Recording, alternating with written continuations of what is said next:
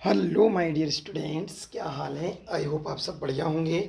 मेरे प्यारे बच्चों, एक बार फिर से स्वागत है आपके अपने यूट्यूब चैनल, आपके अपने परिवार मनोज कोचिंग सेंटर में। सर्वप्रथम आप सभी को हैप्पी रक्षाबंधन। रक्षाबंधन की सभी देशवासियों को हार्दिक शुभकामनाएं एवं बधाई।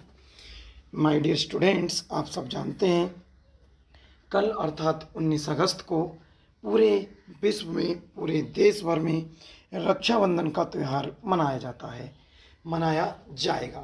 तो मेरे प्यारे बच्चों, आप सभी को ये बात पता होना आवश्यक है कि हम रक्षाबंधन का त्यौहार क्यों मनाते हैं, किस लिए मनाया जाता है, क्या है इसके पीछे की कहानी, क्या है इसके पीछे का इतिहास। तो आज की वीडियो में हम बस यही जानेंगे कि रक्षाबंधन का त्यौहार क्यों मनाते हैं। तो चलिए मेरे प्यारे बच्चों, शुरू करते हैं बिना देरी किए आज की वीडियो।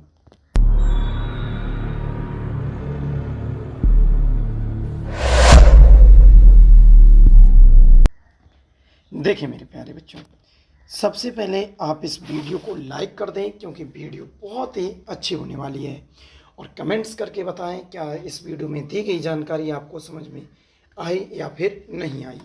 देखिए बेटा ध्यान से, कह रहे हैं रक्षाबंधन की कथा। रक्षाबंधन क्यों मनाते हैं, जाने कथा। सबसे पहले किसने बांधी थी राखी? सबसे पहले किसने बांधी थी राखी? चलिए देखते हैं बेटा ध्यान से। कह रहे हैं रक्षाबंधन का त्यौहार बड़े ही प्रेम से हम सब भाई बहन हर साल मनाते हैं, लेकिन क्या आप जानते हैं कि सबसे पहले राखी किसने बांधी थी? रक्षाबंधन को लेकर क्या पौराणिक मान्यताएं हैं, क्या है रक्षाबंधन का इतिहास? इस संबंध में कई पौराणिक मान्यताएं प्रचलित हैं। आइए इस सब के बारे में हम विस्तार से जानते हैं। तो बेटा, ये रक्षाबंधन का जो त्यौहार है, भाई बहन बहुत ही खुशी के साथ हर साल मनाते हैं। और रक्षाबंधन को लेकर बेटा यहाँ ध्यान दें, रक्षाबंधन को लेकर कई पौराणिक मान्यताएं हैं जिनकी वजह से आज के समय में रक्षाबंधन मनाया जाता है। तो इसके विषय में विस्तार से जानते हैं। देखो बेटा, देखिए कह रहे हैं रक्षाबंधन को हम सभी भाई बहन बड़े ही प्रेम और स्नेह के साथ हर साल मनाते हैं। बहनें थाल सजाकर भाई की आरती करती हैं और भगवान से प्रार्थना करती हैं कि उनका स्वस्थ और दीर्घायु हो। बहनें जो होती हैं अपने भाई की क्या करती हैं, आरती उतारती हैं थाल सजाकर और प्रार्थना करती हैं कि उनके भाई की दीर्घायु हो अर्थात लंबी उम्र हो। लेकिन क्या आप जानते हैं कि रक्षाबंधन मनाने की शुरुआत कलयुग नहीं, ध्यान दें बेटा, कह रहे हैं कलयुग नहीं बल्कि पौराणिक काल से हो चुकी थी। ऐसी मान्यता है कि सबसे पहले सतयुग से इस पर्व की शुरुआत हुई और माँ लक्ष्मी ने राजा बलि को रक्षा सूत्र बांधकर इस परंपरा का शुभारंभ किया था। किसने? माता लक्ष्मी ने राजा बलि को रक्षा सूत्र बांधा था और इस परंपरा की शुरुआत हुई थी। रक्षाबंधन के इतिहास को लेकर ऐसे ही कुछ और कहानियाँ भी प्रचलित हैं आज हम इन्हीं कहानियों के बारे में आपको विस्तार से बताएंगे। बेटा, वीडियो बहुत ही मोस्ट इम्पोर्टेंट होने वाली है, पूरी जानकारी आपको मिलेगी। शुरू से लेकर एंड तक वीडियो को अवश्य देखें। देखिए बेटा, सबसे पहले जो कहानी आती है वो किसकी आती है? इंद्र और इंद्राणी का रक्षाबंधन। इंद्र और इंद्राणी का रक्षाबंधन। तो देख सकते हैं ध्यान से इंद्र और इंद्राणी के विषय में। कह रहे हैं भविष्य पुराण की एक कथा में बताया गया है कि इंद्र देवता की पत्नी शुचि, बेटा इन्हें इंद्राणी भी कहते थे, ठीक है, इंद्र देवता की पत्नी शुचि, जिन्हें हम इंद्राणी भी कहते थे, ने उन्हें राखी बांधी थी। मतलब एक पत्नी ने अपने पति की राखी बांधी थी, इंद्राणी ने भगवान इंद्र की राखी बांधी थी। एक बार देवराज इंद्र और दानवों के बीच भीषण युद्ध हुआ था। जब दैत्य हारने लगे तो देवराज की पत्नी शुचि ने गुरु बृहस्पति के कहने पर देवराज इंद्र की कलाई पर रक्षा सूत्र बांधा था। किसने? देवराज इंद्र की पत्नी शुचि ने, जिन्हें हम इंद्राणी भी कहते हैं, उन्होंने अपने पति देवराज इंद्र की कलाई पर रक्षा सूत्र बांधा था। तब इंद्र ने इस, अगले देखिए बेटा, तब इंद्र ने इस रक्षा सूत्र की शक्ति से स्वयं और अपनी सेना के प्राण बचाए थे। बेटा इंद्र ने अपने भी प्राण बचाए थे और अपनी सेना के भी प्राण बचाए थे, तब से रक्षाबंधन का त्यौहार मनाया जाने लगा। एक तो ये कथा है। दूसरी देखते हैं। दूसरी है बेटा राजा बलि। ध्यान से देखें, राजा बलि को माँ लक्ष्मी ने बांधी थी राखी। राजा बलि जो थे उन्हें माता लक्ष्मी ने राखी बांधी थी। देख सकते हैं बेटा एक सुंदर सा रक्षाबंधन का चित्र। अगले देखते हैं, इस कहानी को भी बहुत विस्तार से समझें। कह रहे हैं राजा बलि का दान धर्म इतिहास में सबसे ज़्यादा प्रख्यात है। एक बार माँ लक्ष्मी ने राजा बलि को राखी बांधकर बदले में उनसे भगवान विष्णु को मांगा था। भगवान विष्णु को मांगा था माता लक्ष्मी ने किससे? राजा बलि से।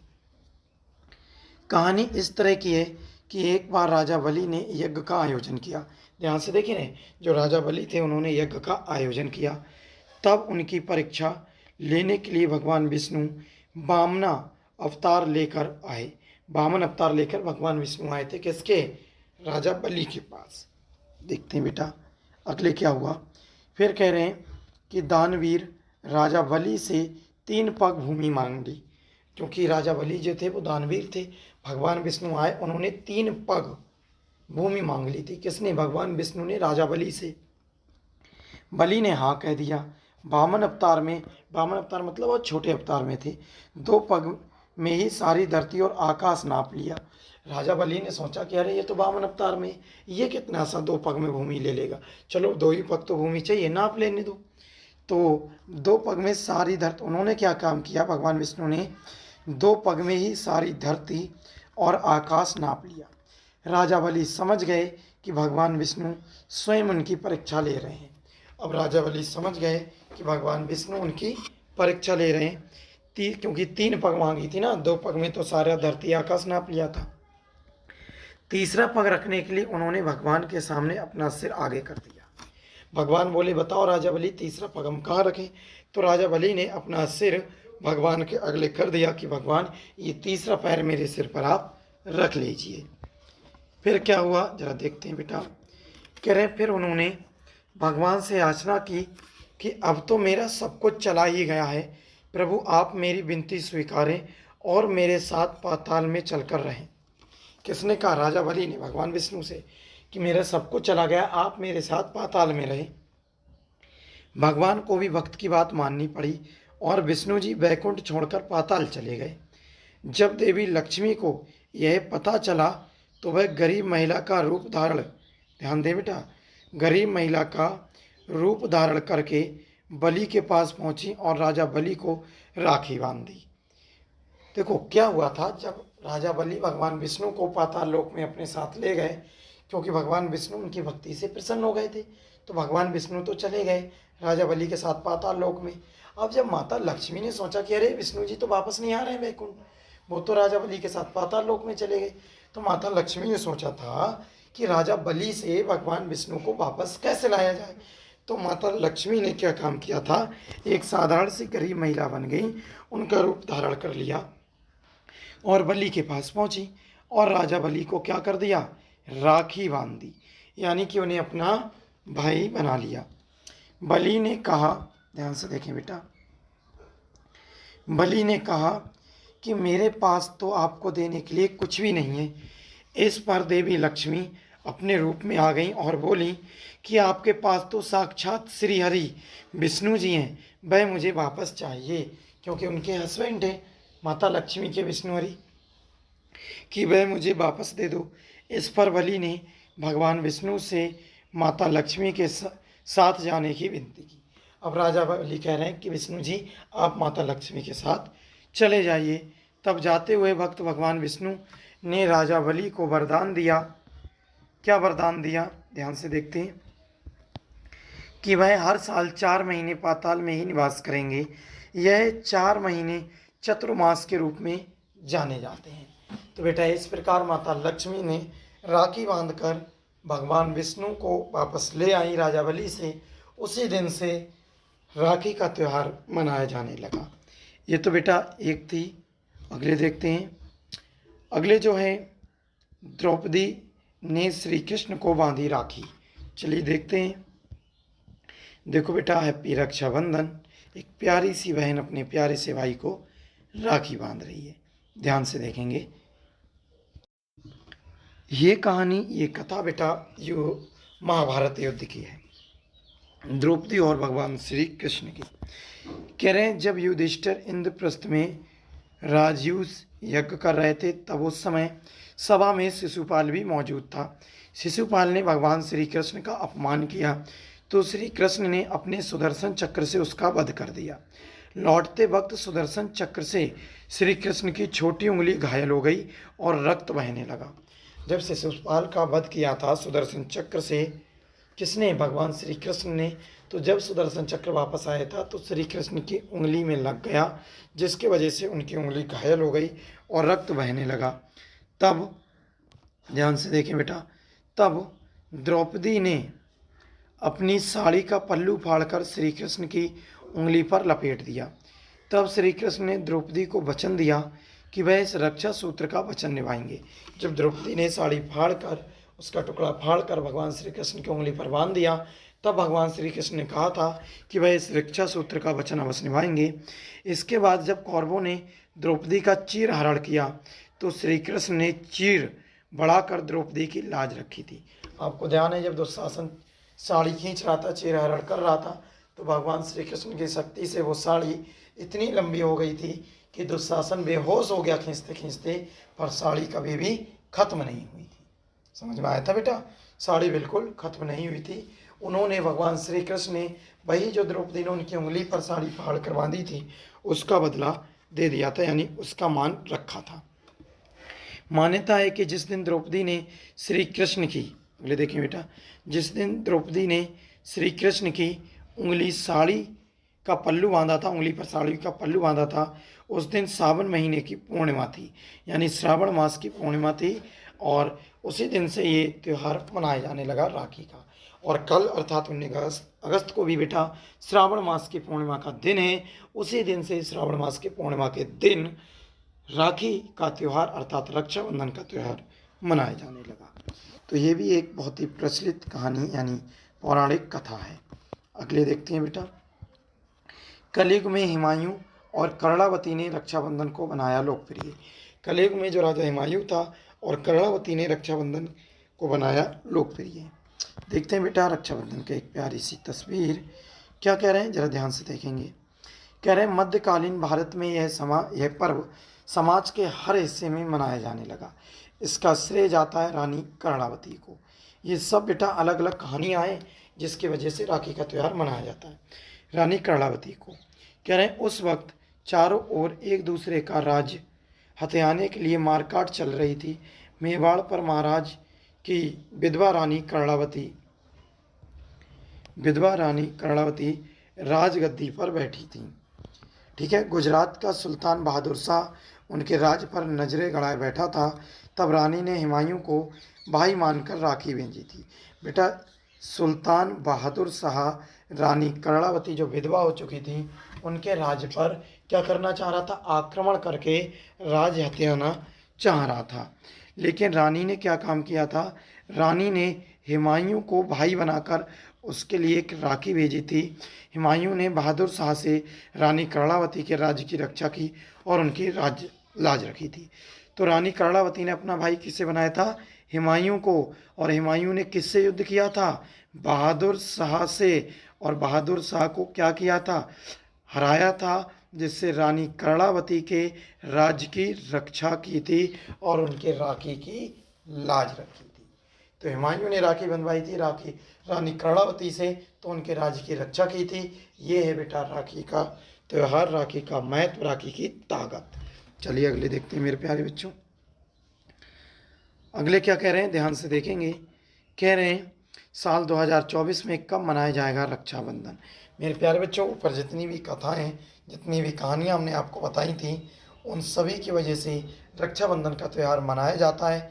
और श्रावण मास के पूर्णिमा के दिन इतनी घटनाएं घटित हुई थी, इतनी कथाएं हुई थी, इसीलिए सावन महीने के पूर्णिमा के दिन रक्षाबंधन का त्यौहार मनाया जाता है। चलिए देखते हैं बेटा साल 2024 में कब मनाया जाएगा। कह रहे हैं साल 2024 में सावन माह की पूर्णिमा तिथि 19 अगस्त के दिन रक्षाबंधन का त्यौहार मनाया जाएगा। रक्षाबंधन के दिन बहनें अपने भाई की कलाई पर राखी बांधती हैं और उससे रक्षा का वचन लेती हैं। भाई इस दिन बहन को अपने प्रेम के स्वरूप में उपहार देते हैं। भाई क्या देते हैं? उपहार देते हैं। तो 19 अगस्त को ये मनाया जाएगा। ज़रा देख लेते हैं बेटा। कह रहे हैं कि रक्षाबंधन कैसे मनाया जाता है। रक्षाबंधन को मनाने के बारे में यहाँ कुछ बातें बताई गई हैं। जैसे पहली बात, इस दिन घर को सजाया जाता है और विशेष पकवान तैयार किए जाते हैं। बहन अपने भाई के लिए राखी और मिठाइयाँ खरीदती हैं। जो मनाने का तरीका है बेटा, बहन अपने भाई के लिए मिठाइयाँ और राखियाँ खरीदती हैं। अगला पॉइंट क्या है? कह रहे हैं बहन अपने भाई की कलाई पर राखी बांधती हैं। राखी बांधने से पहले वह भाई की आरती करती हैं और उन्हें तिलक करके लंबी उम्र और सुख समृद्धि की कामना करती हैं। अगला है बेटा, भाई राखी बांधने के बदले में अपनी बहन को उपहार देते हैं। चौथा है बेटा, इस अवसर पर मिठाइयाँ खाई जाती हैं और परिवार के लोग एक दूसरे को शुभकामनाएं और आशीर्वाद देते हैं। मिठाइयाँ खाई जाती हैं, राखी बंधवाई जाती हैं, परिवार के लोग एक दूसरे को क्या देते हैं?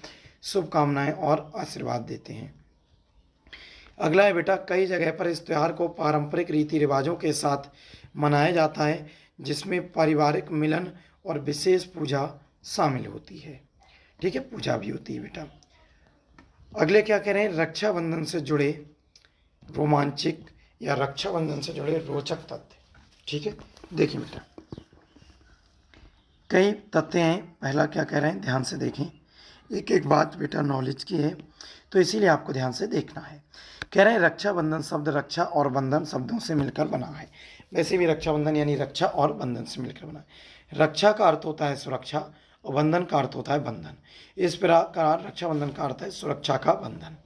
दूसरा क्या है बेटा, रक्षाबंधन के दौरान बहनें अपने भाई की कलाई पर राखी बांधकर उनसे अपनी रक्षा का वचन लेती हैं। वहीं भाई अपनी बहनों की सुरक्षा और सहायता प्रदान करने का भी वचन देते हैं। चलिए बेटा अगले देखते हैं। अगले कह रहे हैं हिंदू पौराणिक कथाओं के अनुसार जब भगवान इंद्र राक्षसों से लड़ने जा रहे थे तो उनकी पत्नी इंद्राणी ने उनकी कलाई पर एक धागा बांधा था। साथ ही रिश्ते की अहमियत भी बदल गई और यह भाई बहन का त्यौहार बन गया। ठीक है, वैसे तो बेटे ये रक्षा का बंधन है। कोई भी रक्षा करने के लिए रक्षा का बंधन बांधता है, उसे रक्षाबंधन कहते हैं। आप देखते हैं एक पुत्री अपने पिता को भी बांधती है, माता को भी बांधती है, भाई को भी बांधती है, दादा को भी बांधती है। क्यों? क्योंकि ये रक्षा का बंधन है, इसीलिए रक्षाबंधन है। हालांकि भाई बहन के नाम से ज़्यादा प्रचलित है। अगले देखते हैं बेटा, कह रहे हैं रक्षाबंधन को देश भर में राखी पूर्णिमा, ध्यान दें, या राखी या राखरी के नाम से भी जाना जाता है। तो बेटा ये रक्षाबंधन के राखी के अलग अलग नाम हैं, अलग अलग देशों में इनकी अलग अलग पहचान है, अलग अलग नाम है। चलिए अगले देखते हैं बेटा।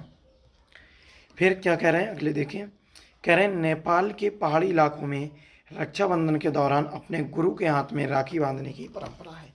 नेपाल के जो पहाड़ी इलाका है उसमें रक्षाबंधन के दौरान अपने गुरु के हाथ में राखी बांधने की परंपरा है। दूसरा है बेटा, मराठी समुदाय में रक्षाबंधन का त्यौहार कुछ अनोखी परंपराओं के साथ मनाया जाता है, जिनमें जनेऊ बदलना और समुद्र की पूजा करी जाती है। मराठी समुदाय में बेटा क्या होता है, जनेऊ बदला जाता है और समुद्र देवता की पूजा की जाती है।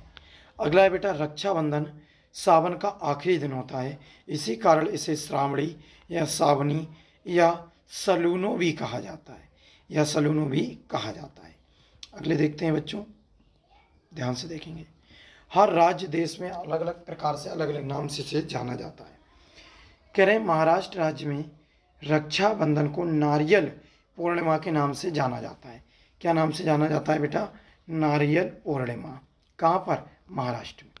अगला है बेटा, केवल भारत में ही नहीं बल्कि रक्षाबंधन का त्यौहार नेपाल और मॉरिशस में भी मनाया जाता है। किसमें? नेपाल में और मॉरिशस में। अगला है बेटा, राखी हमेशा दाहिने यानी सीधे हाथ की कलाई पर बांधी जाती है। इसके पीछे कई धार्मिक, आध्यात्मिक और वैज्ञानिक कारण होते हैं। चलिए बेटा अगले देखते हैं। आप देख सकते हैं मेरे प्यारे बच्चों, एक प्यारी सी राखी का चित्र और एक प्यारा सा दोबारा से मेरे प्यारे बच्चों सभी के लिए happy Rakshabandhan Manoj coaching centre की तरफ से। तो मेरे प्यारे बच्चों ये थी रक्षाबंधन की विस्तृत जानकारी, विशेष जानकारी और ख़ास जानकारी। तो आप सभी हमें बताएं कि ये जानकारी आपको कैसी लगी, कैसा लगा ये रक्षाबंधन का पर्व की विशेष बातें, और आपको ये वीडियो बेटा बातें समझ आई हों, वीडियो पसंद आई हो, लाइक करें, लाइक में कंजूसी ना करें। इस वीडियो पे बेटा कम से कम 100 लाइक आना चाहिए, और कमेंट्स करके बताएं ये वीडियो आपको कैसी लगी। चलिए माय डियर स्टूडेंट्स, सभी देशवासियों, मिलते हैं किसी नेक्स्ट वीडियो में। तब तक के लिए थैंक्स फॉर वॉचिंग। जय हिंद, जय भारत।